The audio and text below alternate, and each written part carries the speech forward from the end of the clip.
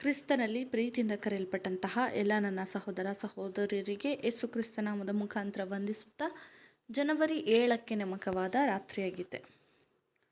ഇരുಳು ಬಹಳ ಮಟ್ಟಿಗೆ ಕಳೆಯಿತು, ಹಗಲು ಸಮೀಪವಾಯಿತು. ಆದುದರಿಂದ ನಾವು ಕತ್ತಲೆಗೆ ಅನುಗುಣವಾದ ಕೃತ್ಯಗಳನ್ನು ಬಿಟ್ಟು ಬೆಳಕಿಗೆ ಅನುಗುಣವಾದ ಆಯುಧಗಳನ್ನು ಧರಿಸಿಕೊಳ್ಳೋಣ. ರೋಮಾಪುರದವರಿಗೆ 13ನೇ ಅಧ್ಯಾಯ 12ನೇ ವಚನ. ನೀವು ಈಗ ಸ್ವೀಕರಿಸಿದ ಬೆಳಕನ್ನು ಪರಿಗಣಿಸಿರಿ.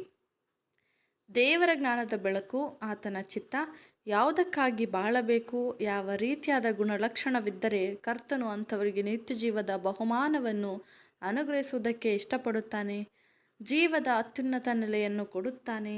ಇವೆಲ್ಲ ಜ್ಞಾನ ನಿಮಗಿದ್ದ ಮೇಲೆ ಅದು ನಿಮ್ಮನ್ನು ರಕ್ಷಿಸುವಂತಹ ಆಯುಧವಾಗಿ ಧರಿಸಿಕೊಳ್ಳಿರಿ. ದೇವರಿಗೆ ಏನು ಪ್ರಿಯವಾದದ್ದು ಎಂದು ತಿಳಿದುಕೊಂಡು ಇವೆಲ್ಲವನ್ನು ಧರಿಸಿಕೊಳ್ಳಿರಿ. ಆದರೆ ವಸ್ತ್ರದಂತೆ ಅಲ್ಲ, ವಸ್ತ್ರದ ಮೇಲೆ ಹಾಕುವ ಆಯುಧದಂತೆ ಧರಿಸಿಕೊಳ್ಳಿರಿ. ಹೃದಯವನ್ನು ಮರೆಮಾಡುವ ಹಾಗೆ ನೀತಿ ಎಂಬ ಎದೆ ಕವಚವನ್ನು ಧರಿಸಿಕೊಳ್ಳಿರಿ. ದೇವರು ಪರಿಗಣಿಸುವುದು ಹೃದಯ ಶುದ್ಧತೆ ಮತ್ತು ಸಂಪೂರ್ಣ ನಿಷ್ಠೆ ಎಂದು ಅರಿತುಕೊಳ್ಳಬೇಕು. ದೇವರು ನಮಗಾಗಿ ಇದ್ದಾರೆ ಎಂದು ಅರಿತುಕೊಳ್ಳಬೇಕು. ಆತ್ಮನು ಕೊಡುವ ದೇವರ ವಾಕ್ಯವೆಂಬ ಕತ್ತಿಯನ್ನು ಹಿಡಿಯಿರಿ ಮತ್ತು ಅಪೊಸ್ತಲನು ಹೇಳಿದ ಎಲ್ಲ ಆಯುಧಗಳನ್ನು ಧರಿಸಿಕೊಳ್ಳಿರಿ.